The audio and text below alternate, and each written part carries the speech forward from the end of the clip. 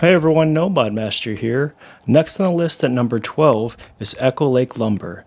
It has an area rank of 55 and a height limit of 14 floors. So in order to unlock this settlement, you have to play through some of the Far Harbor quests until you're able to talk to Bertha. Once you talk to Bertha, she'll give you the quest to unlock Echo Lake Lumber. So upon first discovering the settlement, you'll notice that it's kind of quiet. Too quiet. That's because there's feral ghouls hiding all over the settlement. You'll have to clear them out in order to unlock Echo Lake Lumber. It's better to lure them out one by one because if you run through the settlement, they'll all attack you at once. Keep in mind, Far Harbor settlements are notorious for being some of the most dangerous in the game, so you're going to have power armor and probably a companion with you when you clear these settlements. I'm going to fast forward though and show you what it's like once I've cleared it. So once you get the fall condensers going, you'll be able to see a lot better around the settlement.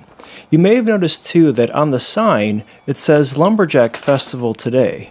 There's actually evidence of that festival all around the settlement still. Unfortunately though, a lot of the area where the festival originally took place is right outside the settlement's build zone. I feel like this is a missed opportunity because over here is the concession stands. So this is where you have the gift shops and the food and drink stalls.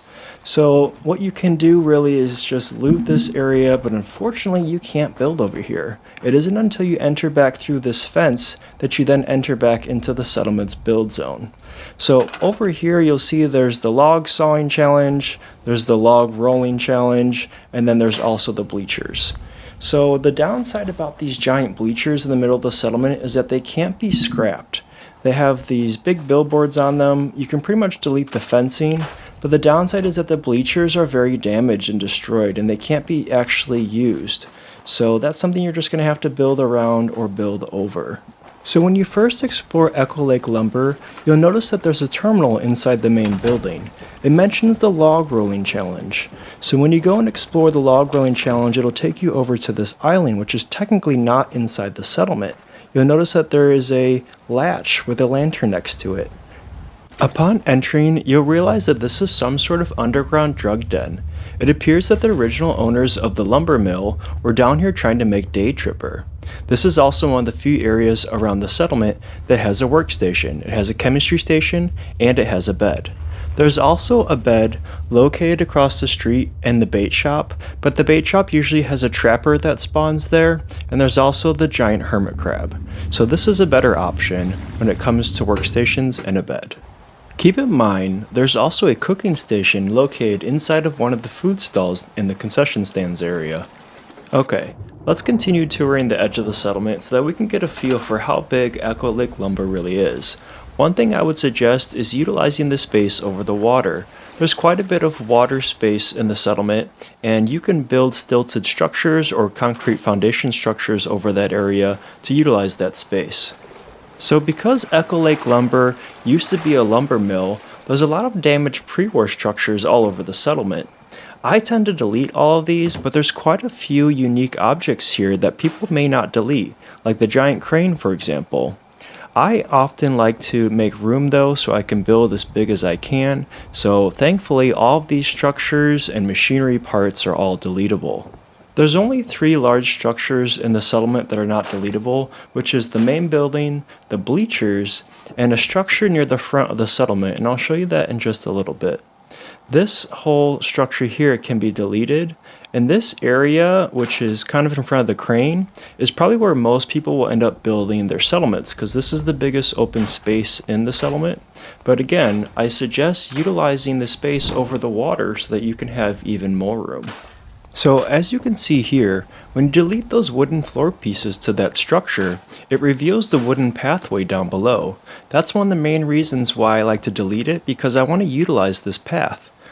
The wooden pieces that make up this structure though are also lined up perfectly with the wooden path, so you might want to use those to start your grid when you're building structures. So this is another building, you can just delete this. The plus about Echo Lake Lumber and a lot of the settlements in Far Harbor is that they give you so much stuff to scrap. This gives you a lot of starting resources when building your settlements here. Notice too that there is a lot of dirt piles all over the settlement. inside of structures and outside of structures. What you're going to have to do is find the object that deletes those dirt piles, and eventually you'll be able to clean up pretty much everything around the settlement. There's only a few that don't let you delete them. There's a weird spot here. This is that structure I was talking about that has no access, and there's a little spot in the front where you can put a turret, but other than that, that whole structure is useless. So next is the main structure. This appears to be a 3-story shop, though the structure itself is about 5 individual floors. There was a bathroom back here, and then this is the main cash register area where people probably could purchase lumber, tools, and supplies. So what's pretty cool about this area is that there's a lot of unique objects on the shelves that you don't really see anywhere else in the game. So if you don't delete all of these shelves, like let's say you just delete the ones with dirt on them, you can kind of utilize some of these objects. If you delete the shelf with the objects, you'll see that all the objects fall, and you can even maneuver some of them around. So that's kind of cool. Most of the objects though you can't really mess with, so they're best just left on the shelf where they are. I tend to just delete everything in this room and do my own thing, but it's definitely cool to note how many unique objects are in this settlement. It should be noted that this structure took me a very long time to repair. It's not as difficult as some of the other structures you'll find in Fallout 4, but I would say that this one definitely took me the longest. I had to do a lot of pillar glitching to fix the roof and the walls and even parts of the floors. There's just so many things in here that are broken. It took me probably a couple days just to fix this structure alone. And keep in mind, there are some chunks of railing that will break off if you can see the railing around here, and those chunks can't be picked up and they can't be scrapped. So you're going to kind of have to kick those out of the settlement, and that's something I don't really like. Another unique feature to note up here is this giant hole in the wall. If you read the terminal, you'll learn that the owners threw this terminal through the wall, which is why it's still hanging there to this day. You can leave the terminal or you can delete it. This kitchen area too is something you can choose to delete, but I tend to leave it because it fits perfectly in between the walls, and I like to keep it as a kitchen. Upstairs is very damaged. The attic is going to require a lot of repairs to fix the roof and the floor.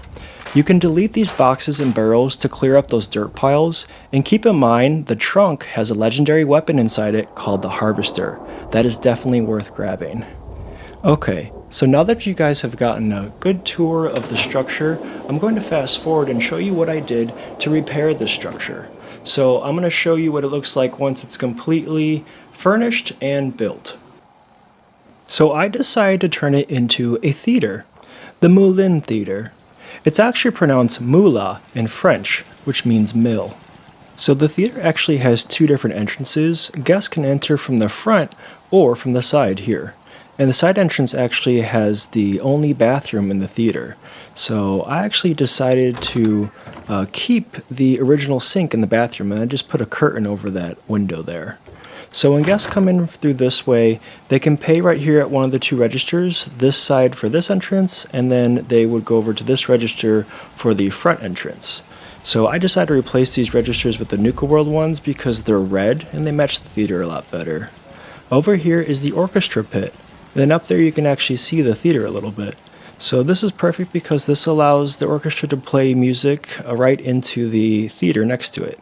So the theater seats 55 guests, and when they buy their tickets, they can also buy food and alcohol. There's also an intermission for all of the shows, so that guests can come down and buy more food and alcohol if they like. Up here is the balcony, so actors can use these 2 red chairs for certain scenes, and they can also use that area to exit onto the stage. And then this is the makeup and dressing room area. So actors can come here and put on costumes, do their hair and makeup.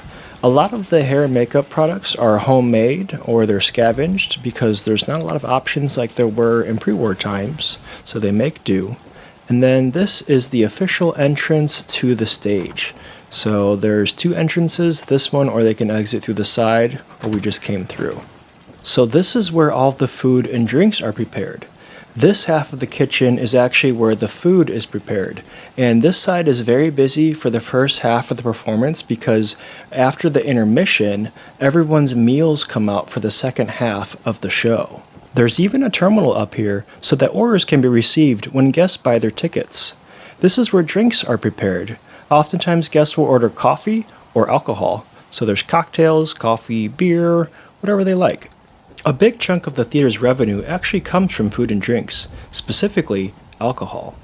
So up here is where the ringmaster's room is and the lead performer. The ringmaster's room is on this side, and this is actually one of the more difficult parts of the structure to repair. As you can see, I put glass roof pieces to prevent it from getting wet when it rains, and I also eyeballed some fence pieces into place along the stairs to add some support. And then over here in the lead performer's room, I put an extra layer of flooring down to cover up the hole.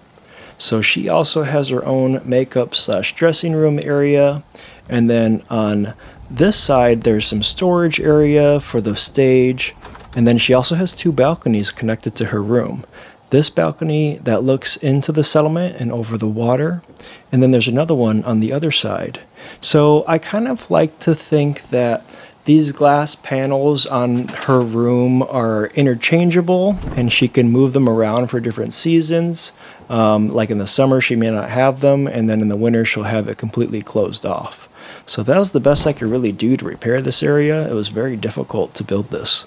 So let's go back downstairs though, and I will show you some of the other rooms for the other performers that work here. We'll also take a closer look at the stage on the way down.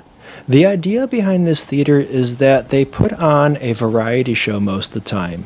Though sometimes they might have an actual theatrical performance, it does lean more towards a variety show even when they do that. So this is what it looks like from the stage. There is a stage door here too as well, so that you can exit from the front or the back of the stage. This way actors could then go back up through the balcony area to then enter back into the makeup room.